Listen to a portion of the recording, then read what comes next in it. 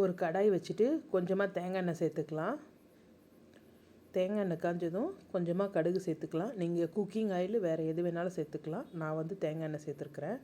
இப்போ ஒரு 4-5 காஞ்ச மிளகாய் கிள்ளி சேர்த்துருக்கோம். மஷ்ரூமு, கொஞ்சமாக தூள் உப்பு, கொஞ்சமாக மஞ்சப்பொடி. தண்ணி எதுவும் சேர்க்கக்கூடாது. இது தண்ணி விட்டு நல்லா ட்ரை ஆகிற வரையும் வதக்கிக்கலாம். இப்போ கொஞ்சமாக பெப்பர் சேர்த்துக்கலாம். நீங்கள் கருவேப்பிலை கொத்தமல்லி இருந்தால் கூட சேர்த்துக்கலாம். எங்கிட்ட கருவேப்பிலை கொத்தமல்லி இல்லைன்றதுனால சேர்க்கல. இப்போ கொஞ்சம் பாருங்கள், நல்லா தண்ணி ட்ரை ஆயிடுச்சு. கொஞ்சம் கூட ஒரு சொட்டு கூட தண்ணி இல்லை.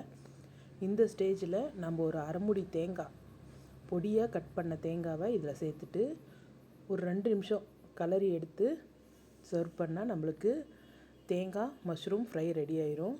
டயட் இருக்கிறவங்களுக்கு இது ரொம்ப ஹெல்த்தியான ரெசிபி. கண்டிப்பாக ட்ரை பண்ணி பாருங்கள். இந்த வீடியோ பிடிச்சிருந்தால் லைக் பண்ணுங்கள், ஷேர் பண்ணுங்கள், கமெண்ட் பண்ணுங்கள், சப்ஸ்கிரைப் பண்ணுங்கள். ஒரு வாட்டி ட்ரை பண்ணிங்கன்னா இந்த டேஸ்ட் நாக்கிலே ஒட்டிக்கும்.